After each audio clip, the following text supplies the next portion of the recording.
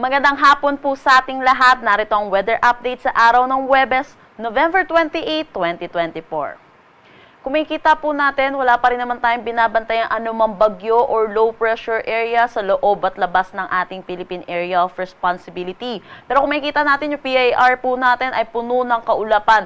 Dulot po ito ng dalawang weather system na tinatawag po nating shear line. Ito po yung salubungan ng mainit na hangin, which is yung easterlies po natin, at malamig na hangin, which is yung northeast monsoon. Ito po ay magdadala po ng maulap na papawiri na may mga kalat-kalat na pag-ulan pagdating po dito po sa eastern section ng ating Luzon. And then ito pong shear line, nakikita din po natin, bababa din po itong axis nito dahil po magkakaroon tayo ng surge ng northeast monsoon at malaking bahagi ng Luzon ang makakaranas po netong northeast monsoon natin. Dahil po dito sa bugso, bababa yung axis netong shear line at possible magdala rin po ito ng mga pag-ulan dito sa eastern section ng Central Luzon at Southern Luzon. Pangalawang weather system naman natin ay Intertropical Convergence Zone or ITCZ. Ito po kung makikita natin, puno po ng kaulapan dito po sa Mindanao at naaapektuhan na rin po ang ilang bahagi ng Visayas. So nakikita din po natin itong ITCZ ay mag-shift northward po ang kanyang axis, kaya possible po itong Eastern Visayas ay makaranas din po ng mga pag-ulan. Kumikita po natin, meron tayong nilabas na weather advisory kaninang 5 p.m. Ito po ay dulot po nitong Intertropical Convergence Zone. Para sa ngayon hanggang bukas ng hapon, asahan po natin ang moderate to heavy na pag-ulan dito sa Eastern Samar, Southern Leyte, Dinagat Islands, Surigao del Norte at Surigao del Sur. Kumikita natin, possible po ang mga flash floods at mga pagguho ng lupa. Para naman po bukas ng hapon hanggang Sabado ng hapon, kung makikita natin, meron na tayong heavy to intense na makakaranas na pag-ulan. Dito po ito sa Camarines Sur at Albay. And then malaking bahagi na rin po ng eastern section ng Luzon, kasama na rin po dito sa Eastern Visayas at dito na rin sa Dinagat Islands, which is Mindanao, ay makakaranas din po ng mga pag-ulan. Dulot po ito ng shear line at ng Intertropical Convergence Zone. Kung makikita din po natin, asahan po natin ang mga flash floods din po at ang mga pagguho ng lupa. Saturday afternoon to Sunday afternoon, makikita naman natin sa may Camarines Sur, Albay at Catanduanes ay makakaranas din po sila ng heavy to intense or 100 to 200 millimeters of rain. Moderate to heavy naman dito sa Sorsogon, Northern Samar, Eastern Samar, Camarines Norte at Quezon. Para naman sa magiging panahon natin bukas dito sa Luzon, kung makikita po natin, gaya po nung sabi ko kanina, magkakaroon po tayo ng surge nitong northeast monsoon at malaking bahagi ng Luzon ang makakaranas po nito. Pero asahan po natin, makakaranas tayo ng malamig na madaling araw. Pero pagdating pa rin po ng tanghali hanggang hapon, ay asahan pa rin po natin ang mainit at maalinsangan na panahon. Kumikita din natin dito po sa eastern section po ng Northern Luzon, particularly dito sa may Cagayan, Isabela, makulimlim na panahon ng kanilang aasahan na may mga light rains.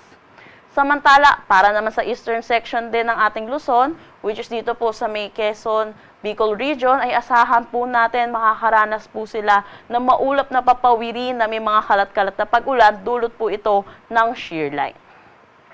Agwat ng temperatura for Metro Manila 23 to 31 degrees Celsius, Lawag 24 to 29 degrees Celsius, Tuguegarao 23 to 28 degrees Celsius. For Baguio, asahan natin ng 16 to 22 degrees Celsius, Legazpi 24 to 31 degrees Celsius, at Tagaytay 21 to 30 degrees Celsius. Kumikita po natin, malaking bahagi naman po ng Mindanao, pati na rin po sa Eastern Visayas ay makakaranas din po ng mga pag-ulan. Dulot po ito ng Intertropical Convergence Zone or ng ITCZ. Pero para sa mga nalalabing bahagi naman po, particularly sa Palawan, nalalabing bahagi na Visayas at Mindanao, asahan naman po natin magiging maaliwalas ang kanilang panahon. Agwat ng temperatura for Calayan Island sa Puerto Princesa 25 to 32 degrees Celsius, Iloilo 26 to 32 degrees Celsius, Cebu 26 to 32 degrees Celsius. For Tacloban 25 to 30 degrees Celsius, Zamboanga 24 to 34 degrees Celsius, Cagayan de Oro 26 to 31 degrees Celsius, at Davao 25 to 32 degrees Celsius.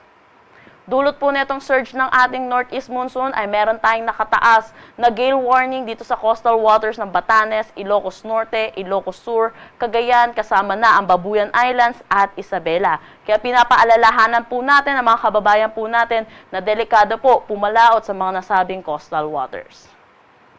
Dako naman tayo sa magiging panahon natin sa susunod 3 araw, kasama na po yung weekend po natin. Kung makikita po natin, northeast monsoon ang iiral po dito sa may Metro Manila at Baguio City. For Baguio City, asahan natin magiging makulimlim ang kanilang panahon na may mga mahihinang pag-ulan.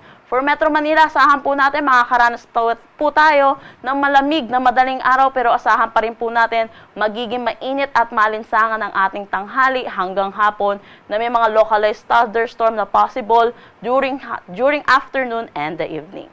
Sa Legazpi City, dulot po nito ng shear line at ng intertropical convergence zone, makakaranas po sila na maulap na papawirin na may mga kalat-kalat na pag-ulan.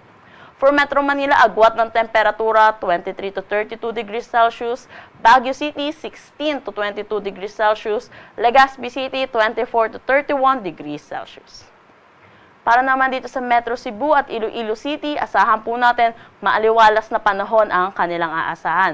Pero sa Tacloban City, which is eastern section po ng Visayas, makakaranas po sila na maulap na papawirin na may mga kalat-kalat na pag-ulan. Dulot po ito ng Intertropical Convergence Zone or ng ITZZ. For Metro Cebu, agwat ng temperatura 25 to 31 degrees Celsius, Iloilo City 25 to 31 degrees Celsius, Tacloban City 25 to 31 degrees Celsius. Para naman dito sa Mindanao, kung makikita po natin sa Metro Davao, makakaranas po sila for Saturday at Sunday ng maulap na papawirin na may mga kalat-kalat na pag-ulan. Dulot po ito ng ITCC or ng Intertropical Convergence Zone. Pero by Monday, asahan po natin improving na ang kanilang weather. For Cagayan de Oro at Zamboanga City, asahan naman po natin magiging maaliwalas ang kanilang panahon. Agwat ng temperatura for Metro Davao, 25 to 33 degrees Celsius, Cagayan de Oro, 26 to 32 degrees Celsius, Zamboanga City, 24 to 33 degrees Celsius. Ang sunset mamaya ay 5:24 p.m. at ang sunrise bukas ay 6:03 a.m. Para sa karagdagan